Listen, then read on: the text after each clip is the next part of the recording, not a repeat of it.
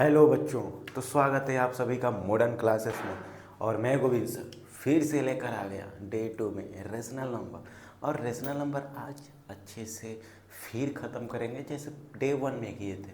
और चलिए बिना कोई देरी किए हम लोग आज का क्लास स्टार्ट करते हैं। और क्लास में आप बने रहिएगा, तभी जाके कुछ समझ में आएगा। स्किप मत कीजिएगा वीडियो को। चलिए स्टार्ट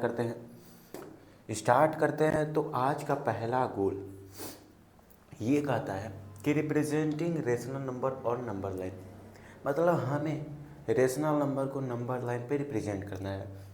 और दूसरा में प्रॉपर्टीज ऑफ रेशनल नंबर, मतलब बहुत इम्पोर्टेंट ये है। प्रॉपर्टीज ऑफ रेशनल नंबर बहुत इम्पोर्टेंट है, तो इस चीज़ को भी ध्यान में दीजिएगा, बहुत अच्छे से समझेंगे। चलिए सबसे पहला जो है कि नंबर लाइन पे रेशनल नंबर को कैसे रिप्रेजेंट करें। तो रेशनल नंबर होता क्या है कि वैसा नंबर जिसे हम p बाई क्यू के फॉर्म में लिखें, और p और q इंटीजर होना चाहिए, ठीक है। q 0 के बराबर नहीं होना चाहिए। चलिए वही चीज़ देखते हैं। तो हम p बाई क्यू के फॉर्म में, तो या तो हम न्यूमरेटर ऊपर करेंगे, डिनोमिनेटर नीचे। ये फ्रैक्शन का एक रूल है। अब इसी चीज़ को हम एक और बार लिख देते हैं। कितने बार? एक और बार। ओके, सब सही है। तो हम इसलिए ये लिखे हैं क्योंकि हम रेशनल नंबर को नंबर लाइन पे दो तरीक़ा से प्लॉट करते हैं। कितने तरीक़ा से? दो तरीक़ा से। तो ध्यान में रहे कि अगर नीचे वाला मतलब डिनोमिनेटर बड़ा होगा न्यूमरेटर से, तो न्यूमरेटर तो छोटा ही होगा। तो एक इस फॉर्म में हम लोग करते हैं कि न्यूमरेटर छोटा होगा डिनोमिनेटर से, और एक उस फॉर्म में करते हैं कि न्यूमरेटर बड़ा होगा डिनोमिनेटर से। तो ये दोनों तरीक़ा से हम लोग समझेंगे। पहला इस तरीक़ा से, दूसरा में इस चीज़ को समझेंगे, ठीक है। तो स्टार्ट करें। देखिए क्या होता है इसमें कि इस चीज़ का जो होता है, न्यूमरेटर अगर छोटा होगा डिनोमिनेटर से, तो इसका आंसर या इसको कभी भी रेशनल नंबर को रिप्रेजेंट करेंगे तो वो 0 और 1 के बीच में ही आएगा, मतलब इन दोनों के बीच में ही आएगा, 0 और 1 के बीच में। अगर निगेटिव है तो 0 और -1 के बीच में आएगा, इससे बड़ा या छोटा नहीं आ सकता है, ठीक है। कोई दिक्कत नहीं होनी चाहिए, ठीक है। चलिए स्टार्ट करते हैं हम अपना, कि आपको समझना भी होगा कि कैसे सर। तो समझाने के लिए हम एक नंबर ले लेते हैं, जैसे कि 3/4। 3/4।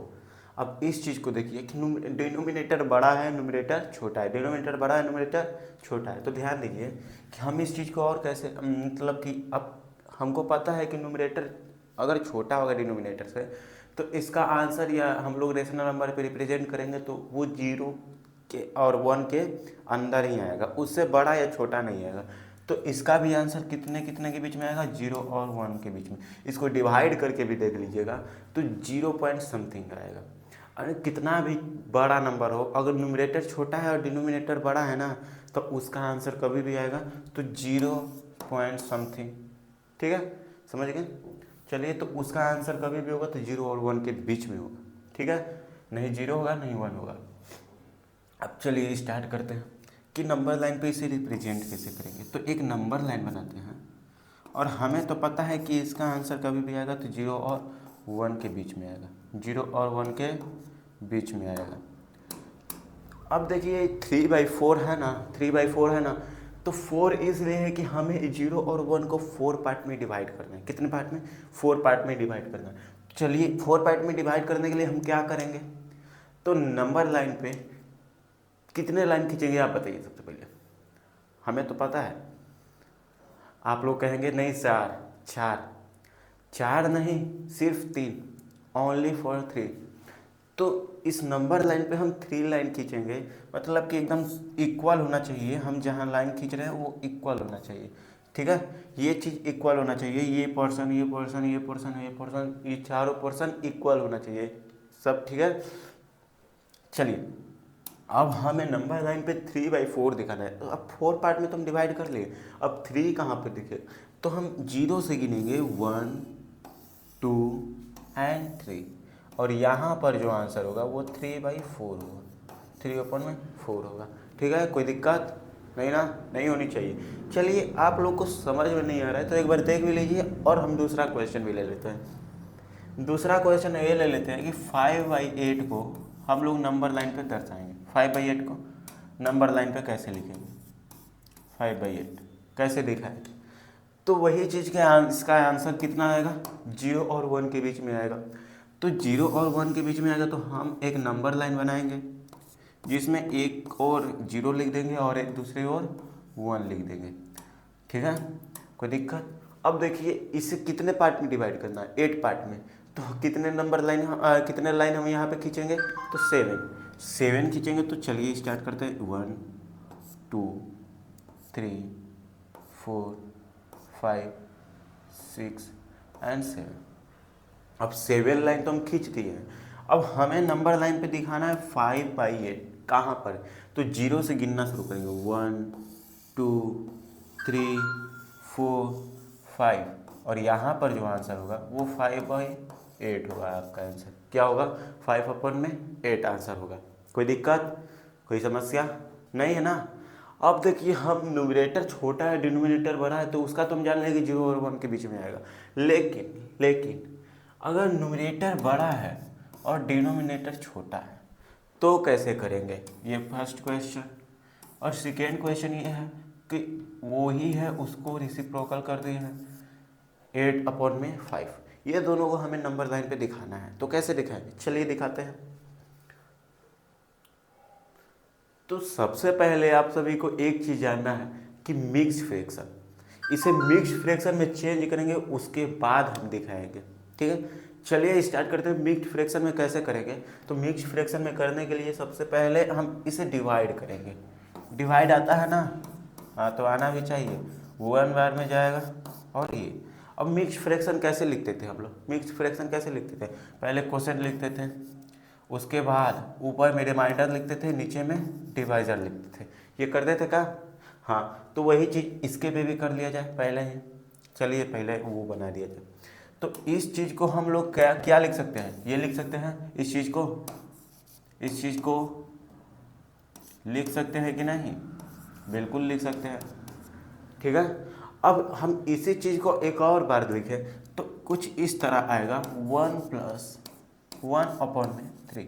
कुछ इस तरह इंटरफेस होगा, मतलब कुछ इस तरह दिखेगा। तो इस तरह दिखेगा तो अब दिख रहा है ना कि 1 ऑलरेडी इसके में है।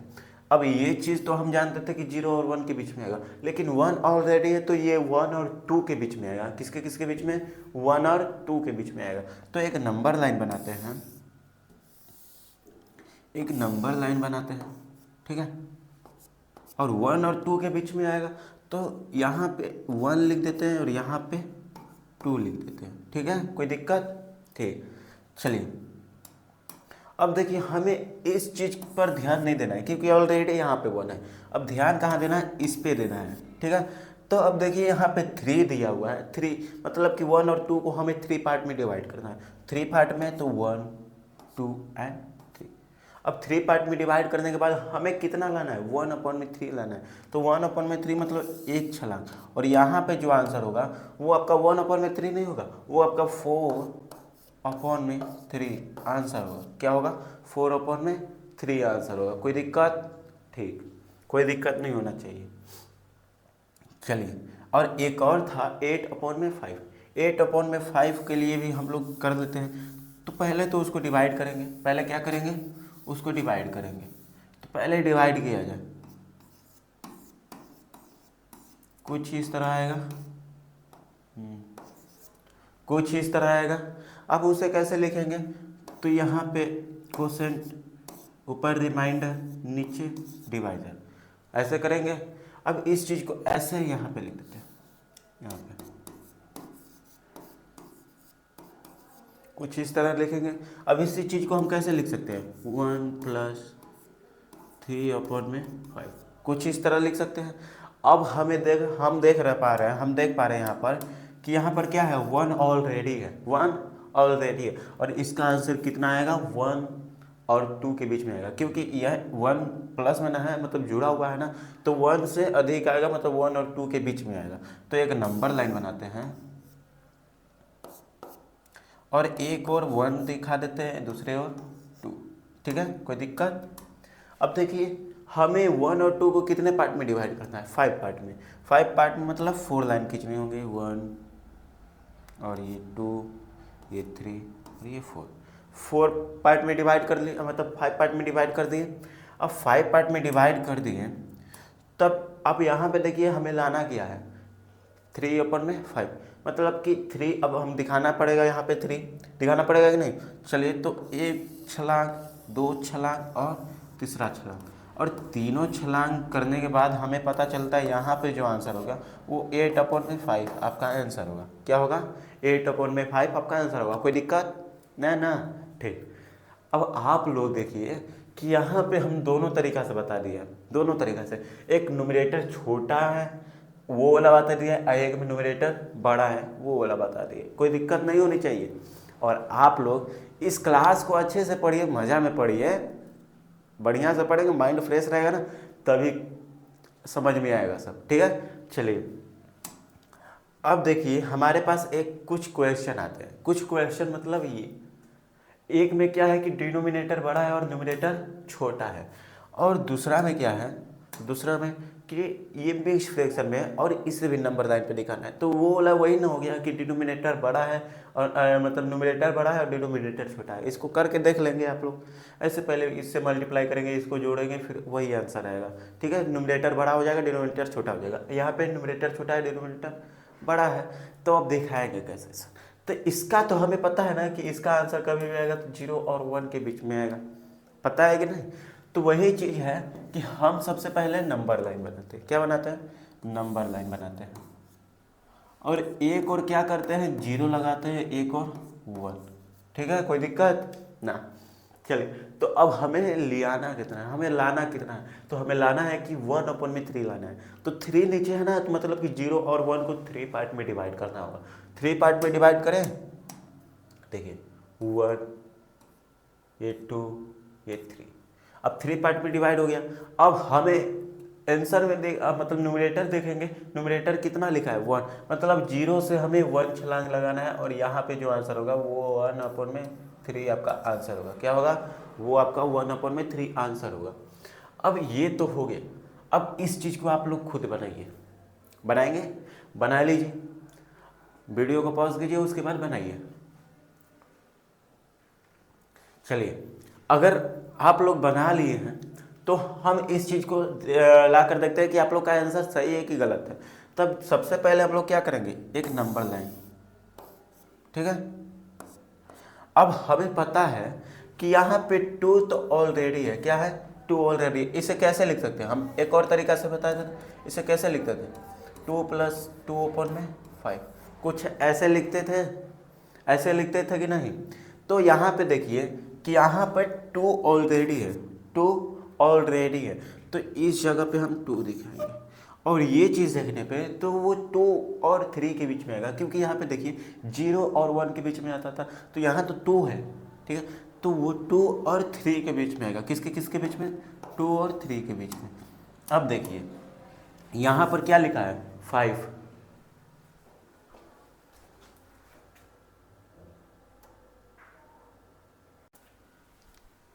चलिए, कोई दिक्कत नहीं है, वो लैपटॉप का बैटरी ख़त्म हो रहा था। ठीक है, चलिए अब कहाँ समझ रहे थे हम कि 2 और 3 के बीच में आएगा।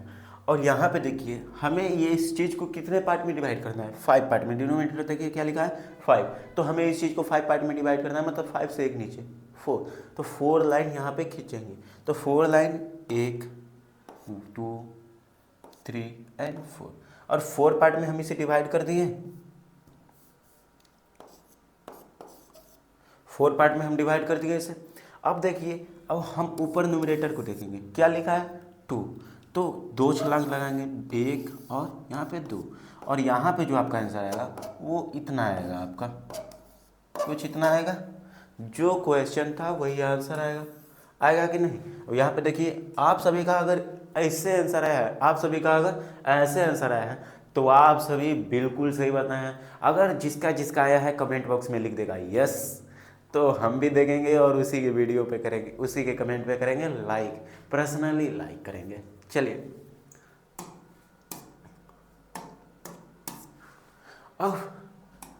अब देखिए सबसे महत्वपूर्ण सबसे इम्पोर्टेंट है प्रॉपर्टीज ऑफ रेशनल नंबर। अब इसे जान लिए तो हमारा रेशनल नंबर का खात्मा हो जाएगा।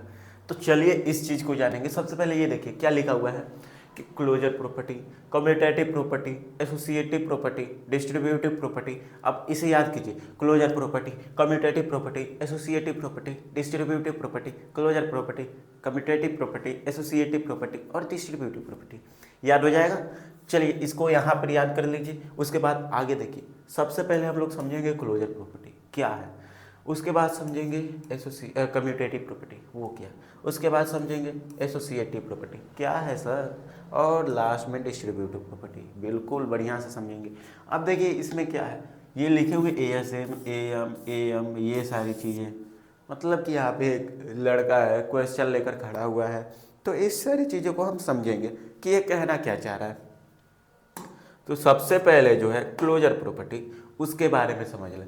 तो क्लोजर प्रॉपर्टी क्या कह रहा है, वो ये कहना चाहता है कि हम दो रेशनल नंबर को ले लेते हैं, पहले वाले रेशनल नंबर को हम ए मानेंगे और दूसरे वाले रेशनल नंबर को हम बी मानेंगे। तो इस चीज़ को वो देखते हुए कह रहा है कि पहले वाले रेशनल नंबर को अगर दूसरे वाले रेशनल नंबर के साथ ऐड करते हैं और बाद में उन दोनों का जो एडिशन मतलब जो आंसर आता है वो भी रेशनल नंबर होता है, तो वो क्लोजर प्रॉपर्टी है। क्या है, क्लोजर प्रॉपर्टी है। ध्यान दीजिए कि ये को हम बी से जोड़ते हैं और आंसर में भी एक रेशनल नंबर आता है। क्या आता है, एक रेशनल नंबर आता है, तो वो क्या कहलाएगा, क्लोजर प्रॉपर्टी कहलाएगा। ठीक है। अब दूसरा में देखिए कि अगर पहले वाले को दूसरे वाले के साथ सब्ट्रैक्ट करते हैं और आंसर में भी एक रेशनल नंबर मिलता है, तो वो क्या है, क्लोजर प्रॉपर्टी है। क्या है, क्लोजर प्रॉपर्टी है।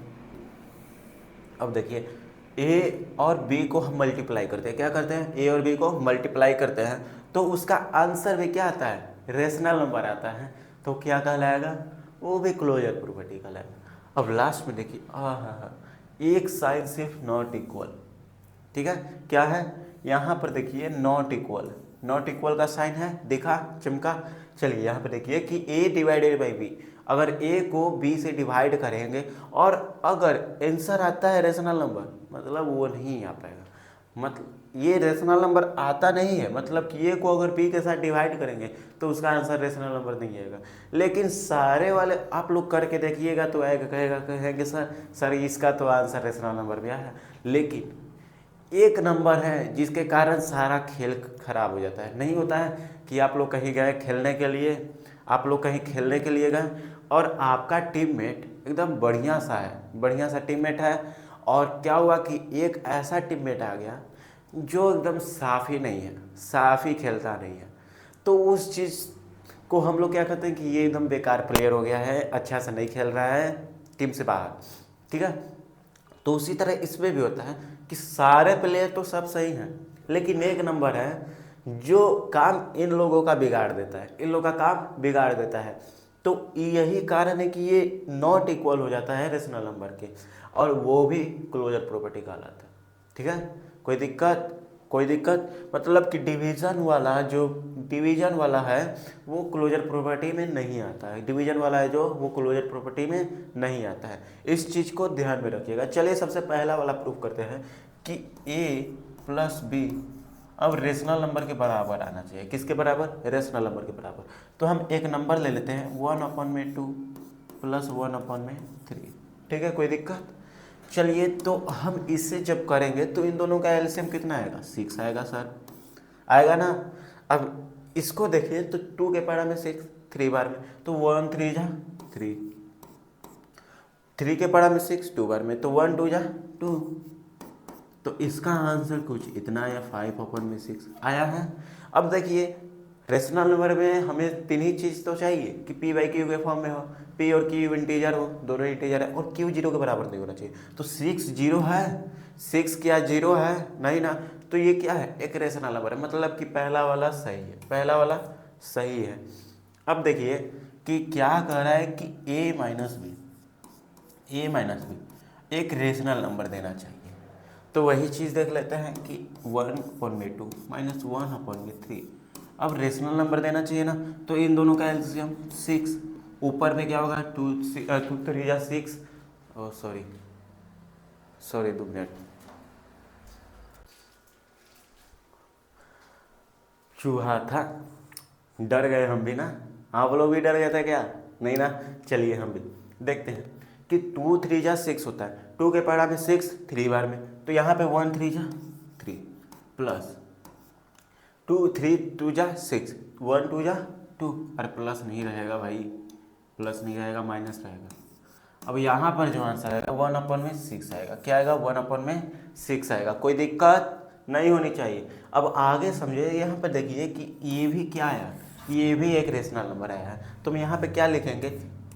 सही है, बिल्कुल सही है। चलिए अब इस चीज़ को हम लोग मल्टीप्लाई में चेंज करते हैं, क्योंकि हमें मल्टीप्लाई वाला भी चेक करना है, मल्टीप्लाई वाला भी चेक करना है ना। तो ऊपर वाले के साथ ऊपर वाले का मल्टीप्लाई, ठीक है, ऊपर वाले के साथ ऊपर वाले का मल्टीप्लाई और नीचे वाले के साथ नीचे वाले का मल्टीप्लाई, तो 1 1 जा 1, मगर 2 3 जा 6। अब इसका आंसर भी क्या है? एक रेशनल नंबर आया है, एक रेशनल नंबर आया है, मतलब ये तीसरा वाला भी क्या है? सही है। ओके, अब देखिए कि अब हमें लास्ट वाला चेक करना है, लास्ट वाला। तो लास्ट वाला जब नॉट इक्वल है, एक नंबर है जो जी, तो अब जानेंगे हम लोग कम्यूटेटिव प्रॉपर्टी। कम्यूटेटिव प्रॉपर्टी क्या है? क्लोजर प्रॉपर्टी तो समझ लिए, अब कम्यूटेटिव प्रॉपर्टी क्या है? तो कम्यूटेटिव प्रॉपर्टी भी बहुत अच्छे से समझना होगा। उसमें भी क्या होता है कि दो रेशनल नंबर होते हैं, पहला और दूसरा, मतलब ए और बी। अब इसमें क्या होता है कि ए और बी को जोड़ा जाता है तो वो बराबर आ जाता है बी और ए को अगर जोड़ी जाए तो। लेकिन ए और बी, अगर ए वाला सब्ट्रैक्ट हो रहा है बी के साथ, तो वो कभी इक्वल नहीं होगा अगर बी वाला सब्ट्रैक्ट हो रहा है ए के साथ तो। ठीक है, ये चीज़ को भी प्रूव करेंगे हम लोग। और ये वाला ए इंटू बी बराबर होगा, मतलब इक्वल होगा बी इंटू ए के, ठीक है, बी इंटू ए के। और ए डिवाइडेड बाई बी कभी बराबर नहीं होगा, मतलब नॉट इक्वल होगा बी डिवाइडेड बाई ए के। चलिए इस चीज़ को हम लोग प्रूफ कर देते हैं एक बार। तो पहला वाला है A plus B is equal to B plus plus A. आना चाहिए, आना चाहिए कि नहीं? चलिए एक बार ला कर देखते हैं। 1/2 प्लस 3/4 ले लेते हैं, और ये इक्वल होना चाहिए 3/4 प्लस 1/2, इक्वल होना चाहिए। ठीक है, एक बार देख लेते हैं। तो इस दोनों का देख ले तो एलसीएम क्या होगा? 4 ही होगा। एलसीएम निकाल के देख लीजिएगा आप लोग, ठीक है, इन दोनों का एलसीएम 4 ही होगा। ठीक है, अब इसको देखिए 2 के पारा में 4 कितना होगा? 2 बार में, तो 1 2 जा 2, 4 के पारा में 4 1 बार में, 3 1 जा 3, यहाँ पर भी 4 1 जा 4, 3 1 जा 3, 2 2 जा 4, 1 2 जा 2। अब देखिए इसका आंसर कितना आ रहा है? इसका आंसर 5/4 है, मगर इसका भी आंसर कितना आ रहा है? 5/4। तो हम लोग कह सकते हैं कि ये कम्यूटेटिव प्रॉपर्टी में आएगा। किस में आएगा? कम्यूटेटिव प्रॉपर्टी में आएगा, मतलब एडिशन हमारे कम्यूटेटिव प्रॉपर्टी में आता है। ठीक है, कोई दिक्कत नहीं होनी चाहिए। अब एक बार इसको देख ले कि वो बराबर नहीं कर रहा है, मगर कैसे नहीं कर रहा है? कि 1/2 माइनस 3/4, और एक इधर ले लेते हैं 3/4 माइनस 1/2। इन दोनों का एलसीएम तो पता है हमें कि 4 आएगा, तो दोनों और 4 ले लेते हैं। ठीक है, अभी शुरुआत में इक्वल है, बाद में नॉट इक्वल कर देंगे। ठीक है, कोई दिक्कत नहीं होनी चाहिए। अब इसको देखिए तो 2 2 जा 4, तो 1 2 जा 2, माइनस 4 4 जा 1, तो 3 1 जा, अरे 4 1 जा 4, तो 3 1 जा 3। यहाँ पे देखिए 4 1 जा 4, तो 3 1 जा 3, 3 1 जा 3, माइनस 2 2 जा 4, 2 2 जा 4, तो 1 2 जा 2। अब देखिए इस चीज़ को देखिए तो इसका आंसर आ रहा है 1/4, लेकिन इस चीज़ को देखें तो इसका आंसर कितना आ रहा है? इसका आंसर कितना आ रहा है? इस वाले का आंसर 1/4 आ रहा है। इसका -1/4, इसका -1/4, इसका 1/4। कभी -1 1 के बराबर होगा, कभी -1 1 के बराबर होगा, नहीं होगा, मतलब कि ये नॉट इक्वल होगा। तो ये कम्यूटेटिव प्रॉपर्टी में नहीं आता है, मतलब कि सब्ट्रैक्शन कम्यूटेटिव प्रॉपर्टी का मेंबर नहीं है, सब्ट्रैक्शन कम्यूटेटिव प्रॉपर्टी का मेंबर नहीं है। ये चीज़ कंफर्म हो गया, क्लियर हो गया, कोई दिक्कत? ठीक, चलिए अब देखिए मल्टीप्लाई वाला है। क्या वाला है? मल्टीप्लाई वाला। तो मल्टीप्लाई वाला एक बार समझ लें कि मल्टीप्लाई में क्या हो रहा है कि a इंटू बी इक्वल होगा बी इंटू ए के, मतलब 1/2 इंटू 3/4 इक्वल होगा 3/4 इंटू 1/1/2। ठीक है, ये चीज़ को देखिए। अब इसका आंसर कितना आएगा, ऊपर वाले के साथ ऊपर वाले का मल्टीप्लाई, नीचे वाले के साथ नीचे वाले का मल्टीप्लाई, मतलब न्यूमरेटर को न्यूमरेटर से मल्टीप्लाई करेंगे या डिनोमिनेटर को डिनोमिनेटर से। तो एक बार करके देखें, तो इसका आंसर कुछ ऐसे आएगा। ठीक है, इसका आंसर कुछ ऐसे आएगा, मतलब ये दोनों इक्वल हो जा रहे हैं। इक्वल हो रहे हैं कि नहीं? तो जब दोनों इक्वल हो रहा है तो मल्टीप्लाई वाला जो है वो कम्यूटेटिव प्रॉपर्टी में आएगा, मतलब मल्टीप्लाई एक मेंबर हो जाएगा कम्यूटेटिव प्रॉपर्टी का। कोई दिक्कत नहीं ना? चलिए आगे चलते हैं, कोई दिक्कत नहीं होनी चाहिए। अब देखिए डिवीजन वाला है, मतलब कि 1/2, अब डिवाइड करें, मतलब 1/2 डिवाइडेड बाई 3/4। अब देखिए इधर करते हैं, तो 3/4 डिवाइडेड बाई 1/2। अब इस चीज़ को ध्यान दें, तो हमें डिवीजन कैसे करना सिखाए थे आप लोग को? हम डिवीजन करना कैसे सिखाए थे? तो डिवीजन करने के लिए हम इसे पलट देते थे और डिवीजन का साइन चेंज कर देते थे, मतलब कुछ इस तरीका से करते थे, कुछ इस तरीका से करते थे। ठीक है, ऊपर कर देते थे 4 को, नीचे कर देते थे 3 को, मतलब इसको पलट देते थे और ये डिवीजन का जो साइन है वहाँ पे मल्टीप्लिकेशन का साइन लग जाता था। ओके, सब क्लियर? कोई दिक्कत नहीं ना? चलो उसी तरह इधर भी करेंगे, उसी तरह इधर भी करेंगे, मल्टीप्लाई कर देंगे, डिवीजन का साइन चेंज करेंगे और इसको पलट देंगे, तो कुछ इस तरह आएगा। अब आंसर हम लोग कैसे लाते थे? तो ऊपर वाले के साथ ऊपर वाले का मल्टीप्लाई, नीचे वाले के साथ नीचे वाले का मल्टीप्लाई, तो इसका आंसर कुछ इतना आएगा और इसका आंसर कुछ इतना आएगा। क्या ये दोनों इक्वल है? 4/6 इक्वल होगा कभी 6/4 में? तो ये नहीं, इक्वल नहीं होगा। आप कह सकते हैं कि 1/2 इक्वल होगा 2 के, नहीं ना? तो वही चीज़ है कि ये अच्छा आधा कभी इक्वल होगा 1 के, आधा कभी इक्वल होगा 2 के, आधा कभी इक्वल होगा 3 के, नहीं ना? तो उसी तरह ये है कि 4/6 कभी इक्वल नहीं हो सकता है 6/4 के।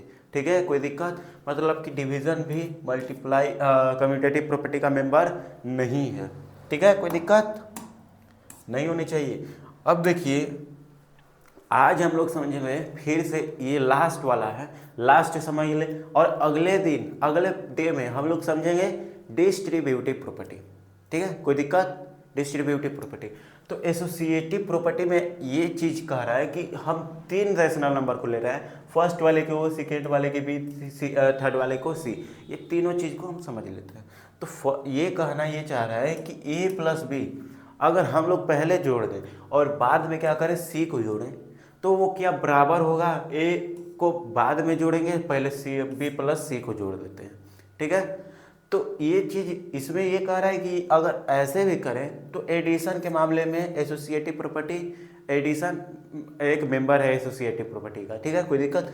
और लेकिन यहाँ पे क्या हो रहा है कि अगर A - B कर देते हैं पहले से और बाद में -C करते हैं, मतलब सब्ट्रैक्ट C को सब्ट्रैक्ट करते हैं, तो वो कभी भी इक्वल नहीं होगा। अगर A को हम लोग बाद में सब्ट्रैक्ट करें और B - A को पहले ही कर दें, B - C हो गया यहाँ पे, सॉरी B - C को पहले ही कर दें।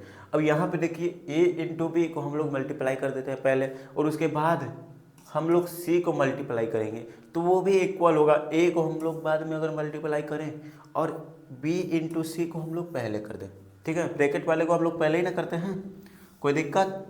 अब ये देखिए डिवीजन के मामले में यहाँ पे भी नहीं है, एसोसिएटिव प्रॉपर्टी में भी नहीं है। ठीक है, डिवीजन के मामले में एसोसिएटिव प्रॉपर्टी में भी नहीं है, कोई दिक्कत? चले अब प्रूफ कर दें। प्रूफ करें तो एक नंबर ले लेते हैं 1/2, एक नंबर ले लेते हैं 3/4 और एक नंबर ले लेते हैं 4/3, कोई दिक्कत? चलिए, और इसको हम लोग ब्रैकेट में कर लेते हैं और ये बराबर होना चाहिए। अगर 1/2 को बाद में करें और 3/4 प्लस 4/3 को हम लोग पहले कर देते हैं। ठीक है, कोई दिक्कत? चलिए अब ये बराबर होना चाहिए, तब ये एसोसिएटिव प्रॉपर्टी का एक मेंबर कहलाएगा। तो हम लोग पहले करते हैं, तो इसका एलसीएम कितना आएगा, 4 आएगा। ठीक है, और 2 के पहाड़ा में 4, 2 बार में तो 1 2 या 2, और यहाँ पे 4 के 4 1 जा 4, तो 3 1 जा 3, 3 1 जा 3, और ये प्लस ब्रैकेट में करेंगे 4/3। अब इधर करके देख ले तो 1/2 प्लस इस चीज़ को देखें तो इसका एलसीएम आएगा 12। अब 4 के पढ़ा में 12 3 बार में तो 3 3 जा 9, 3 के पढ़ा में 12 4 बार में तो 4 4 जा 16। ठीक है, कोई दिक्कत? चलिए, तो इस चीज़ को देखें तो इसका आंसर कुछ इतना आएगा 5/4 प्लस 4/3, और इसका आंसर कुछ इतना आएगा 1/2 प्लस 19/12, कुछ इतना आएगा। अब इस चीज़ को हम लोग करके देख लेते हैं, तो इसका एलसीएम भी 12 आएगा। 4 के पढ़ा में 12 3 बार में तो 5 3 जा 15, और 3 के पढ़ा में 12 4 बार में तो 4 4 जा 16। और इस चीज़ को देखें तो इस चीज़ का भी एलसीएम 12 ही आएगा। ठीक है, एलसीएम निकाल के एक बार देख लीजिए। 2 के पढ़ा में 12 6 बार में तो यहाँ पे 6 लिखते हैं। 12 के पढ़ा में 12 1 बार में तो 19 1 जा 19। अब इसका आंसर कितना आएगा? कितना आएगा? 31 आएगा। कितना आएगा? 31/, और उसका भी आंसर कितना आएगा? 31 आएगा। 31 आएगा नहीं,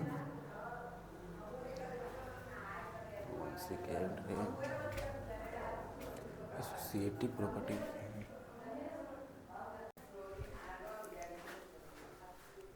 सॉरी, यहाँ पे देखिए हमने गलती किया था, यहाँ पे 9 होगा। क्या होगा? 9। यहाँ पे देखिए 4 3 के पारा में आएगा, तो यहाँ पे देखिए 3 के पारा में आएगा तो 3 3 या 9 ना होगा। ठीक है, यहाँ पर भी 9 से हम लोग अगर ऐड करेंगे तो कुछ इतना आएगा। 9 से ऐड करेंगे तो कितना आएगा? 26 के आसपास आएगा। आएगा? आएगा कि नहीं? अब इस चीज़ को हम लोग ऐड करें 25 के आसपास आएगा। सॉरी, 25 के आसपास आएगा। अगर इस चीज़ को ऐड करें, क्या आएगा? इस चीज़ को ऐड करें तो हमारा कुछ आंसर इसका भी आएगा 31/12। ठीक है, तो ये देखिए ये दोनों का बराबर आ रहा है। क्या आ रहा है? इन दोनों का बराबर आ रहा है। बराबर आ रहा है। चलिए, मतलब एडिशन जो है वो इसके मामले में फिट है। अब देखिए सब्ट्रैक्शन को देखिए। सब्ट्रैक्शन के लिए भी सेम ले लेते हैं, तो सिर्फ बीच में सब्ट्रैक्ट का साइन लगा देते हैं। क्या करते हैं? सब्ट्रैक्ट का साइन लगा देते हैं। यहाँ पर भी सब्ट्रैक्ट का साइन लगा देते हैं, यहाँ पर भी सब्ट्रैक्ट का साइन लगा देते हैं। ठीक है, और इस चीज़ को हम लोग फिर से सॉल्व करेंगे। क्या करेंगे? फिर से सॉल्व करेंगे। अब फिर से सॉल्व करेंगे तो इसका आंसर आना चाहिए ना, तो इसका आंसर ला कर देखते हैं। ला कर देखें, इसका एलसीएम 4, इसका। अब इस चीज़ को हम देख लेते हैं पहले। अब इसका जो आएगा वो कुछ इस तरह का आएगा, हाँ, कुछ इस तरह का आएगा। अब इधर हम लोग इसको ब्रैकेट में कर लेते हैं और ये लिख देते हैं। ठीक है, कोई दिक्कत नहीं ना। अब यहाँ पे ये कर लेते हैं माइनस, यहाँ पे ऐड नहीं ना रहेगा, सब्ट्रैक्ट रहेगा। अब यहाँ पे देख लेते हैं, इसका एलसीएम 12 आएगा। 4 के पारा में 12 3 बार में तो 3 3 जा 9, और यहाँ पर देखिए 3 के पारा में 12 4 बार में तो 4 4 जा 16। यहाँ पे भी फिर 16 होगा। कोई दिक्कत नहीं ना।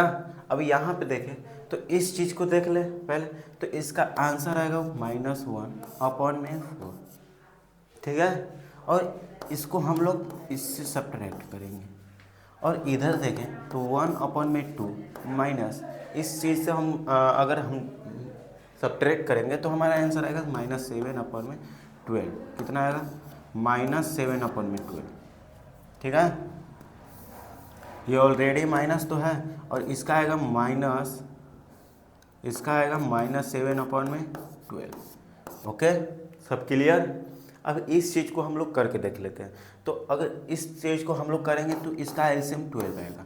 और देखिए 4 के पढ़ा में 12 3 बार में तो -3 यहाँ पे आएगा, क्योंकि -1 × 3 करेंगे तो -3 आएगा।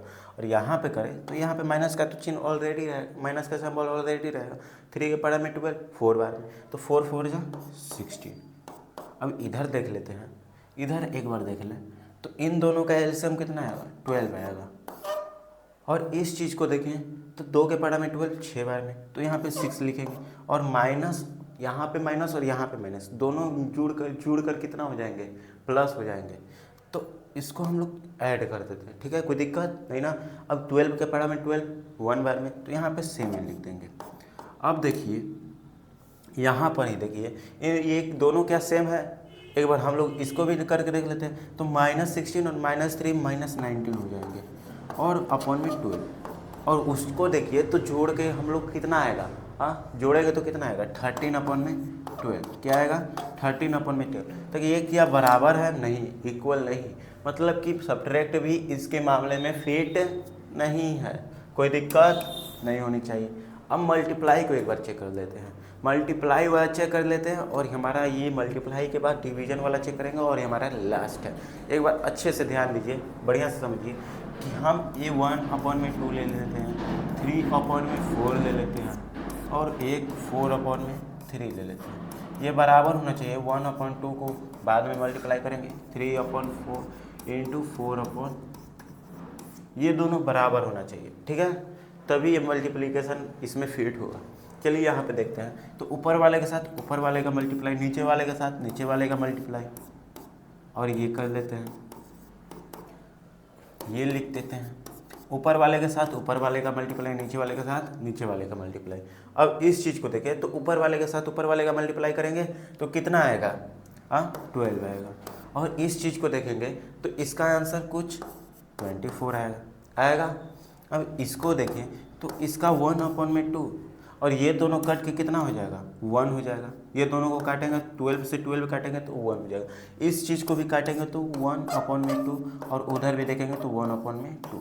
ये जो आ रहा है मल्टीप्लिकेशन के में भी फिट हो जा रहा है, मल्टीप्लिकेशन में फिट हो जा रहा है, बिल्कुल हो जा रहा है। ये 12 के पढ़ा में 12 1 बार में आता है ना, तो कट के 1 हो जाएगा, यहाँ पे 1 से मल्टीप्लाई हो, और ये भी कट के क्या हो जाएगा 1 हो जाएगा, कोई दिक्कत नहीं ना। अब ये चीज़ भी मल्टीप्लिकेशन के फिट में, मल्टीप्लिकेशन भी इस चीज़ एसोसिएटिव प्रॉपर्टी में फिट हो जा रहा है, कोई दिक्कत। अब देखिए डिवीजन के मामला में हम लोग समझे तो ये इक्वल नहीं होगा, और इक्वल नहीं होगा मतलब एसोसिएटिव प्रॉपर्टी डिवीजन नहीं कहलाएगा। तो एक बार इसको भी देख लेते हैं। चलिए डिवीजन में ले लेते हैं 1 अपॉन में 2 डिवाइडेड बाई 3 अपॉन में 4 डिवाइडेड बाई 4 अपॉन में 3।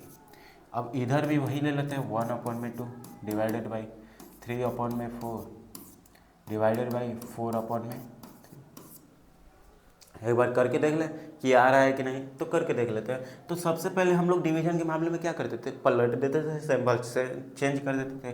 तो 1 अपॉन में 2 सिंबल चेंज, अब पलटेंगे, ऊपर ले जाएंगे 4 को, नीचे ले जाएंगे 3 को, कुछ इस तरह आएगा। अब इधर भी वही सेम काम करेंगे, इधर भी सेम काम करेंगे।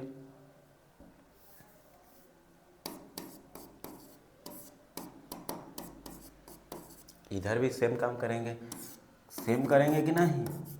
चलिए मल्टीप्लिकेशन का साइन लगाएंगे और इसको पलट देंगे तो कुछ इस तरह आएगा, कोई दिक्कत। चलिए अब मल्टीप्लाई करके देख लेते हैं, ऊपर वाले के साथ ऊपर वाले का मल्टीप्लाई, नीचे वाले के साथ नीचे वाले का मल्टीप्लाई। अब इधर है, देखिए इधर भी सेम वही करना होगा। तो पहले इसको कर लेते हैं, इसको कर लेते हैं, ऊपर वाले के साथ ऊपर वाले का मल्टीप्लाई, नीचे वाले के साथ नीचे वाले का मल्टीप्लाई। अब इधर देखें तो इधर भी साइन हमें चेंज करना पड़ेगा, साइन चेंज करना पड़ेगा तो कुछ इस तरह आएगा, कुछ इस तरह आएगा। और इधर देखें तो इधर भी कुछ इस तरह आएगा। ओके, सब क्लियर। अब बताइए कि ये ऊपर वाले के साथ ऊपर वाले का मल्टीप्लाई करेंगे, नीचे वाले के साथ नीचे वाले का मल्टीप्लाई। तो आपको आज का वीडियो अगर अच्छा लगा हो तो लाइक ज़रूर कीजिएगा, सब्सक्राइब जरूर कीजिएगा, शेयर एंड कमेंट जरूर कीजिएगा, ठीक है। और देखिए अगर आप अच्छे से पढ़ेंगे तभी कुछ आगे करेंगे। तो आज डे 2 में तो इतना खत्म है, डे 3 में सारा क्वेश्चन आंसर जितना भी सारा चीज़ है सब कंप्लीट खत्म, और डे 3 तक मतलब कल परसों तक आप सभी का ख़त्म हो जाएगा, रेशनल नंबर खात्मा हो जाएगा, ठीक है, कोई दिक्कत नहीं होनी चाहिए। Thank you so much.